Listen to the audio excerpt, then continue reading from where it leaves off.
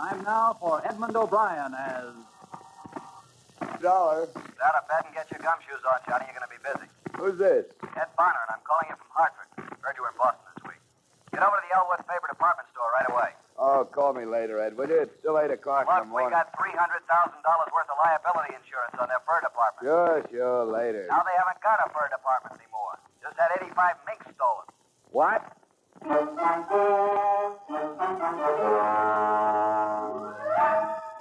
Edmond O'Brien, in another transcribed adventure of the man with the action-packed expense account.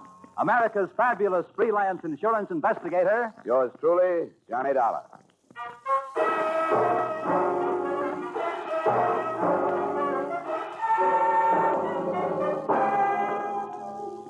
Expense account submitted by Special Investigator Johnny Dollar to Mr. Ed Bonner, Mutual Liability Company, Hartford, Connecticut. The following is an accounting of expenditures incurred during investigation of burglary affecting policy issued to Elwood Faber Department Store, Boston, Massachusetts, or the 85 Little Minks. Expense account. Item. $1.90. Taxi fare to Stewart Street entrance of Elwood Faber Department Store, where a police emergency ambulance was standing open.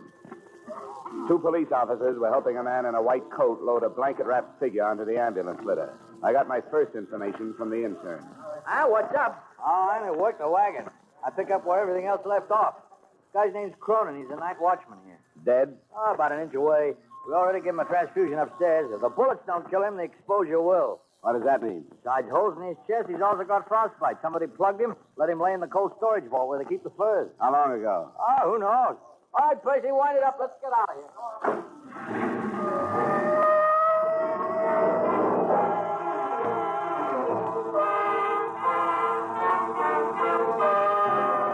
An assorted group of reporters and cameramen seemed to be converging toward a freight elevator just inside the store entrance. I converged with them, and we all rode up to the 5th floor where 2 plainclothesmen from burglary detail stopped us. I showed my ID card, argued for 5 minutes, and finally got a frown and a thumb jerk.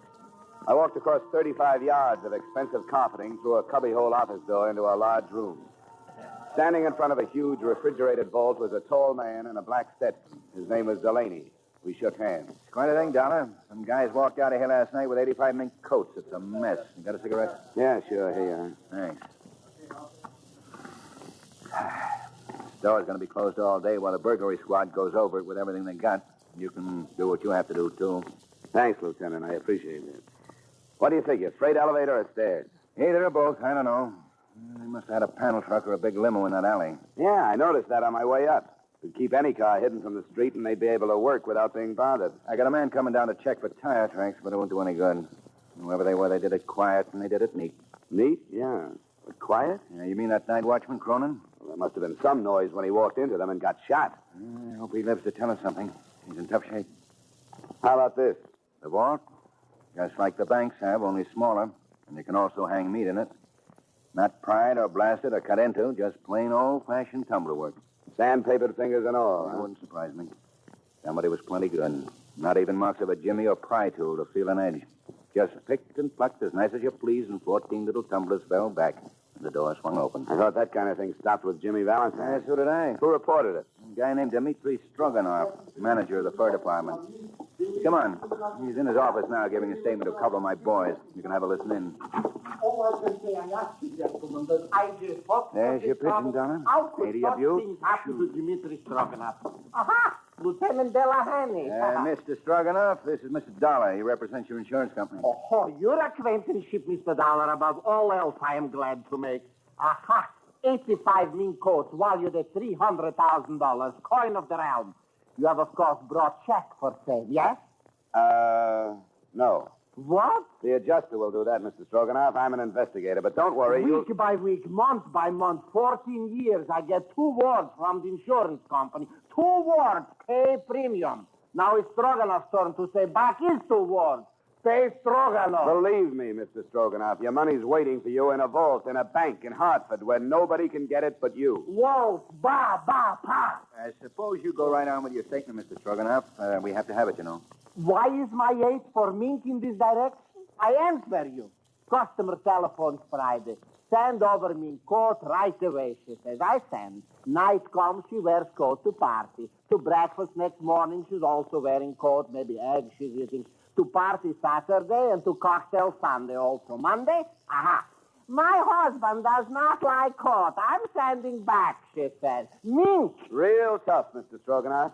You can never tell what people will do next. Dmitri Stroganoff can tell. Look, if you'll just answer a few This questions... morning, even as I arise, comes to me a feeling of doom. Yes. Yes. Well, now, about... Something is going to happen bad, I said to myself. And when I get here, no, even before I get here, I slip and fall. No, even before that. Parking ticket for too long fast. No, even before that.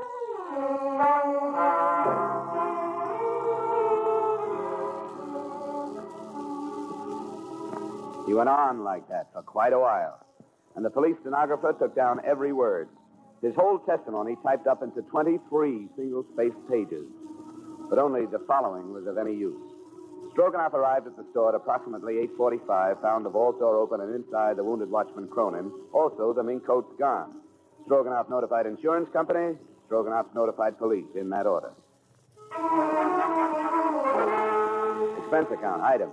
$1.35 for 2 ham sandwiches, 2 bottles of beer, all of which I shared with Lieutenant Delaney in Stroganoff's office. All kinds of heists. Jewels, trucks, cars, banks. But this is the best so far. A real 14-carat double-breasted A-number 1 dilly. That's what it is, Dollar.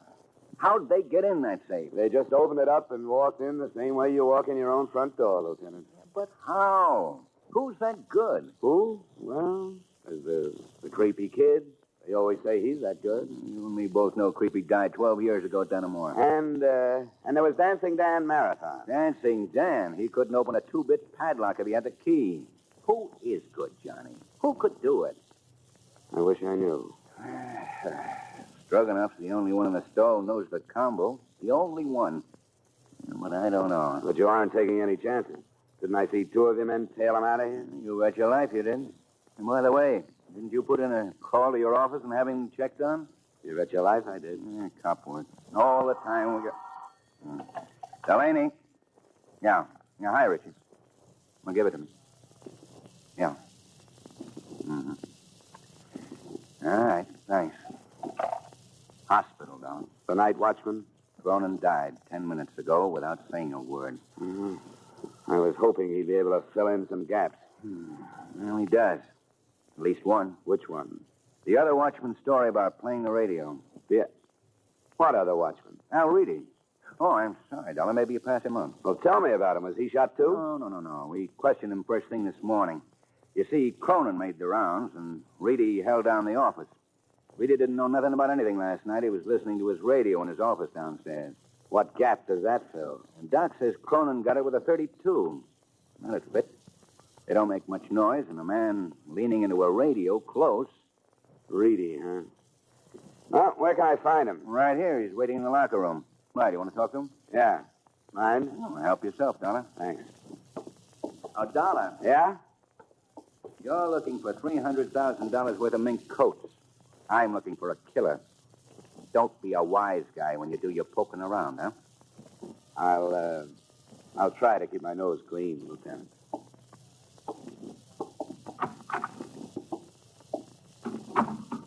Yeah? Hello.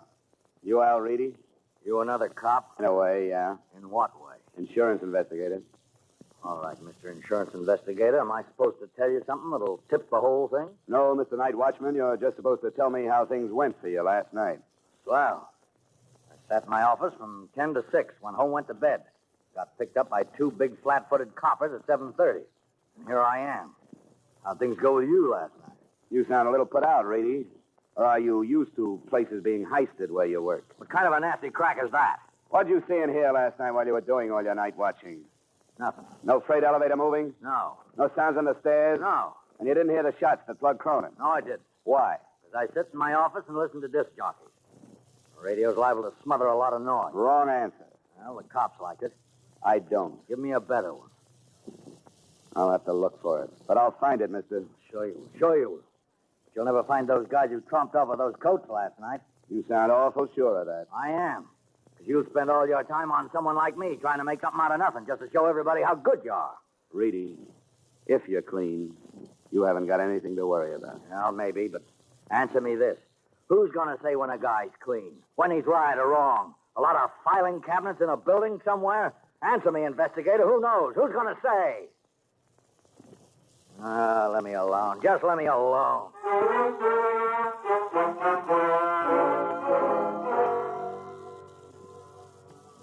I didn't know what to make of Al Reedy, but I did know I wanted to know more about him. At the personnel office, I pulled out his application card. It looked good enough, and then I suddenly put it back. I had a hunch, and I headed for the Middleton Safe Company. The president and chief designer of the Middleton Safe Company was standing under a blue light in the center of a newly completed vault. He seemed lost in the huge room of shiny, gleaming metal all around him. Please excuse me for not receiving you in my office, Mr. Dollar. Inspection day? Something like that. Now, this is what I call the Big Haze. Beautiful, isn't she? Completed a fortnight ago for a firm of South American bankers. You work on the safes and vaults yourself, Mr. Middleton. Indeed, I do. The drama of it captured me as a youth. To compose and weld and conform matter into an impregnable stronghold. Oh, it's fascinating, huh? Yes, of course. Fine metal, case-hardened, perfectly alloyed Ohio steel. Strength, Mr. Dollar. Strength. But then I bore you, sir. And now then, why are we meeting? So you can tell me something about safes and vaults, Mr. Middleton? Oh, I dare say I could, sir. But I'm afraid you'll have to be more specific. All right. Tell me about the kind of vault you manufactured for the Elwood Faber department store. A vault? Oh, yes. The fur vault. Oh, yes, of course. What precisely do you wish to know about that vault? How someone could open it without knowing the combination. Oh, an impossible occurrence. Have you read the morning papers? Papers? What about them? That particular vault was opened last night and all the furs taken. What do you say? Looted? Well, that's impossible. It happened. That's why I'm here. Yeah, this is quite a... Oh, dear me, Mr. Dollar. Of course, you'll want a thorough account from my organization. Of course. And I shall be glad to furnish you with any information that might be helpful. I'd like to know how the combination was set and who knows it. But I'd have to know the serial numbers on that particular vault. Here, try these. Oh, well, you're a very efficient man, Mr. Dollar. I see you've jotted them down. Well, let's go up to my office and look them up. Oh, no, sir. That won't be necessary. I recognize these serials. D4536. Oh, D stands for Dana. Mr. Dana set the final combination. Mr. Dana? My chief engineer for years. And who else besides him would know it? Myself and the person in proper authority at Elwood Faber, of course. Well, that would be Stroganoff. Anyone else here? No, sir. I'd like to talk to Mr. Dana, then. Well, I'm afraid that's quite impossible, sir. Oh? Albert Dana has been dead for 7 years.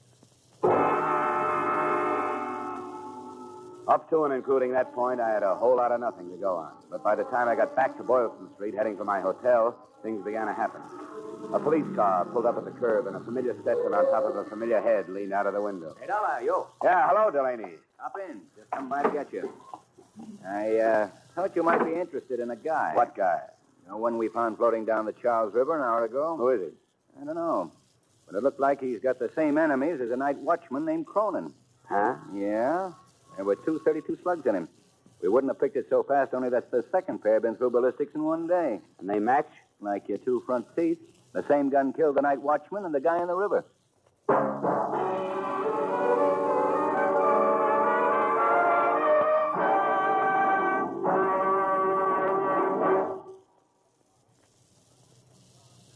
In just a moment, we will return to the second act of Johnny Dollar. But first, it's a family night on the Bing Crosby Show again this Wednesday.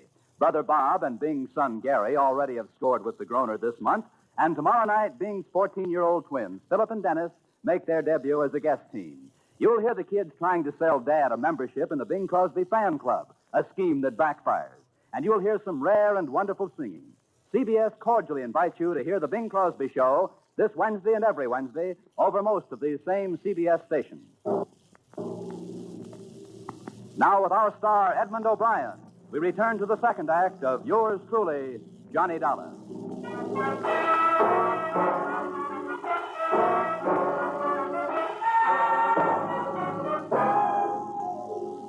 I spent half the night at the city morgue and police headquarters with Lieutenant Delaney, examining the body they found in the Charles River and trying to identify him. All the labels were ripped out of his clothes and the laundry marks were cut off. We were left with just his physical characteristics and fingerprints. The mug file didn't duplicate him, and the prints didn't check with anything in town. So they sent them to the FBI in Washington. I got to my hotel at 4 a.m. to get some sleep, and I got it. 3 of the shortest hours' worth I ever had. Dollar?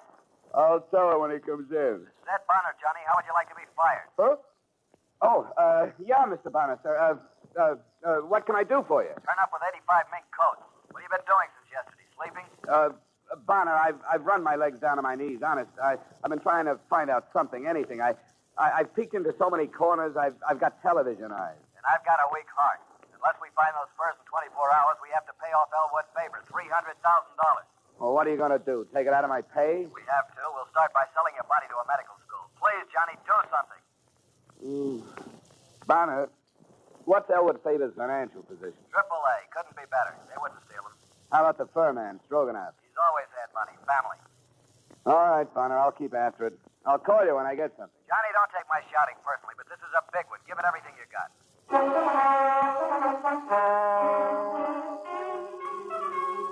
I forced myself to get out of bed, take a shower, and get my clothes on.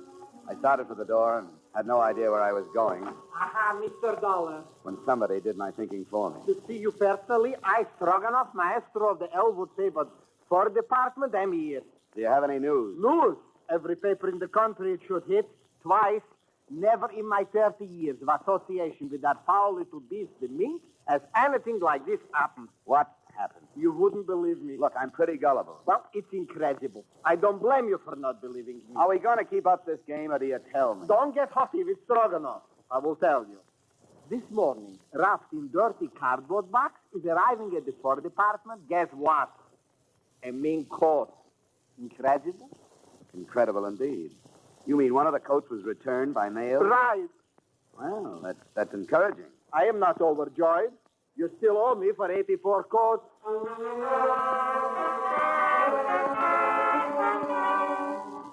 Item, $1.90 for cab fare to Elwood Faber. It didn't make any sense that the men or man who committed murder to make the heist would return anything. But one coat had come back. And in the pocket, I found a small piece of slick cardboard. It was only 1/3 of an inch long, but there were 3 words on it. Country Club Dance. I was lucky. The country club secretary had a guest list, and one name on it stuck out like the nose on Jimmy Durante. Patricia Reedy. Yes? Oh, Miss Reedy? Yes. Who are you? Name's Johnny Dollar. Your father is employed at Elwood Faber, isn't he? That's right, but Is he in now? well, he's probably in bed. May I help you? I don't know. I saw you at the country club dance the other night. Oh, were you there? I couldn't keep my eyes open, especially when you had that mean coat on. The mink. Well, Talk with this guy, Pat. What do you want, Dollar? Some information. Patty, will you make some coffee or something? all right, Dave. Anything else? Oh, nothing I can't handle. Okay, Dollar, what are you doing here? Who asked you into my house? My job. I came to find out about a mink coat that showed up at Elwood Faber this morning. Look, let's go out in the hall and talk. Okay. All right, Reedy, let's hear it. Now, don't go into a long song and dance. I'll tell you everything. Just the way it was. And I'd be real interested. The way I figure it, you helped in the theft, and maybe even killed Cronin. You kept one of the coats, but you got scared you might be caught with it, so you sent it back. Your daughter left the dance ticket in the pocket. All right. Here's the story right down the line. I didn't help in the heist. I had nothing to do with it. I didn't even know what was happening. Like I told you, I was in my office listening to the radio. Tell me, Reedy. You ever been arrested? Well, Dollar, you're smart enough to find it out sooner or later. I served time, sure. You might as well know. Lots of it. Elwood Faber would be interested to know a trusted watchman served time. Well, what'd you expect me to do when I got out? Curl up and die? I gotta live, too. I'm straight now. Well, almost. I had a wife and a kid. The wife died. You've seen the kid in there. 13 years of her life, she had nothing. But now I'm trying to make up for that. Everything I do is for her, not for me. What about the coat? Sure, I took it. I borrowed it. Or the safe was locked up for the night. I've been borrowing stuff right along. Whenever my kid needed anything, I always return them in good shape. Told Pat they let me do it. She don't know nothing.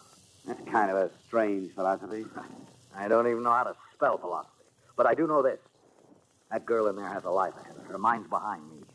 I got to give her every chance I can to look good, to act good, to use her brains, to meet the right people and go to the right places. Not just for dough, you understand, a millionaire husband, but just for a right guy and a fair crack at habits. Uh-huh. Oh, you guys are all the same. You work from a little book, printed directions. Everything's black and white in life. Nobody's human. Oh, well, that's that. I don't know what you're going to do, but I hope it don't blast that kid's life to pieces. Reedy, you should have thought of this a long time ago. I don't want any lectures. You'll shut up and you'll listen to me. I think I believe you.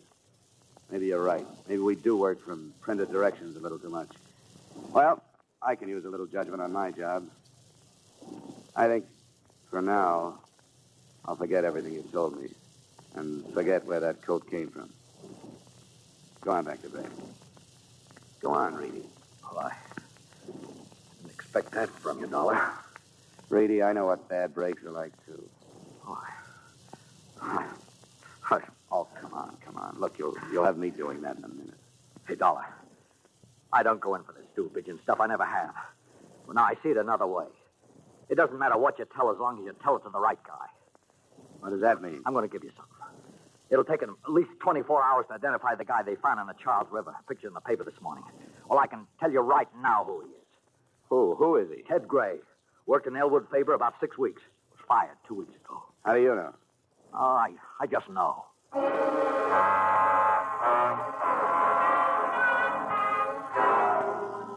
Personnel at Elwood Faber confirmed Ted Gray had worked there and was fired for insubordination. His address was 1432 Parkhurst Avenue, and I was over there in 15 minutes. It was an ordinary, undistinguished apartment house. No one answered when I knocked at apartment 12A, but the door was unlocked.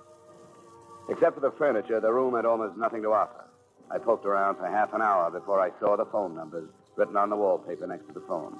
There were 14 numbers, and I started calling them right down the line. The first 7 produced such things as Ling Chi Chinese Hand Laundry, the Happy Hour Liquor Store, and several other things that didn't have the particular information I needed. On the 8th call, I got the result. Hello?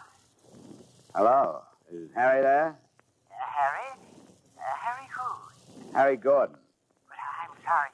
You must have the wrong number. Oh, sorry. That's quite all right. Maybe he didn't know Harry, but I knew him, at least his voice. I called Lieutenant Delaney and told him where I was going. It was dark by the time I got to the Middleton Safe Factory. There was a single work light spreading a sickly yellow glow over the main floor of the loading platform. There wasn't a sound when I entered. That was too good to last. It went off somewhere in the darkness, and I dropped behind a medium-sized safe and waited for a gun flash. Dollar? Johnny Dollar? What are you doing here? Looking for 84 mink coats, Middleton. I thought that was you on the phone, Dollar. How much money do you miss? Not much, but save your breath. You're going to need it to run. A man of your talents could do a lot in South America. With 100,000 and a business. I could never remember all those Spanish verbs. Thanks. Have you got anybody coming? Lots of people, Middleton, lots. If I hit you, how'd I know you weren't a prisoner? You know, I'll never give up. And you'll have to shoot better than that. You missed me 10 feet. Oh, my windage screw is off. Is that the 32 you used on Ted Gray? No, this time I have a Luger. Make it work. I can spit that. Oh! Come on.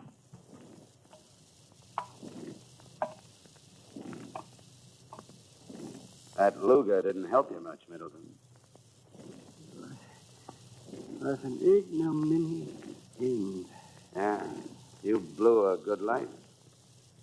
And I could never find what I wanted. Look, I know why you kicked the watchman over, but why your own boy, Gray? He was in on the deal with me, but held out a coat for himself. That shows you how wrong you can be. It wasn't Ted Gray. You see, Middleton... Oh. Dollar! Over this way. You've been shooting up the town, Dollar. Now, what's this? Jessup K. Middleton, he's your boy. Yeah, boy, for what? For the fur heist and the bodies at the morgue. How do you know? Well, there's a safe full of furs on its way to South America somewhere. If you hurry, you might stop it at the port of New York. Why would he kill the guy in the river? And who was that guy? Ted Gray. He was the man who cased the Elwood Faber job. He reported 85 coats ready to go. And when only 84 showed up, Middleton thought he was holding back on him. Well, okay, Johnny. Thanks for doing all the work. I was just lucky, Delaney. You sure were. You could have been hit where it hurt worse. Come on, let's have the ambulance doctor look at that shoulder.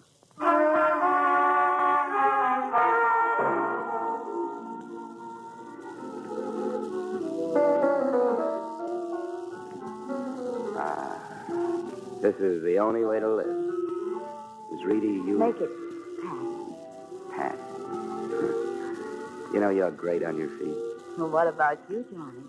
Dancing with your arm in a sling. Well, I took the no-hands course at Arthur Murray's. Mr. Dollar, there's a phone call at your table. Oh, thanks, waiter. Come on, Sam.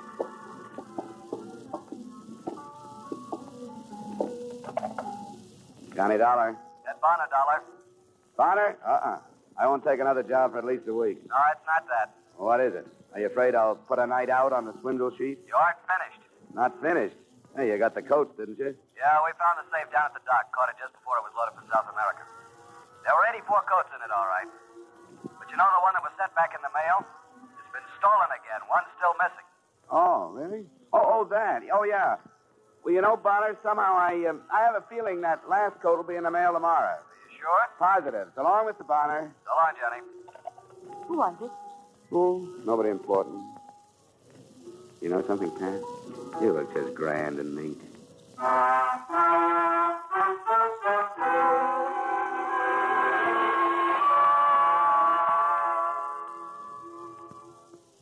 Well, the coat did show up the next day and in the mail. Maybe she'll have one of her own someday. Me? I stuck around Beantown for a few days to get a better look at the Bunker Hill Monument, Paul Revere's home, and her deep blue eyes, which began hinting at wedding bells. So, expense account item, $11.75 back home, but fast. Expense account total, $384.16. Yours, truly, Johnny Dollar.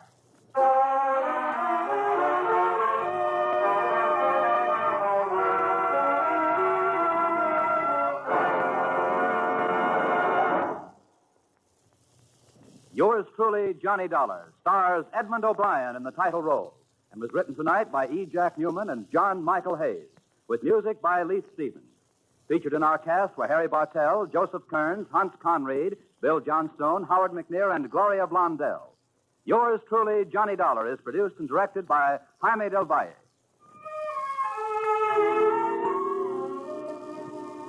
Join us next week when Edmond O'Brien returns in another transcribed adventure of... Yours truly, Johnny Dollar.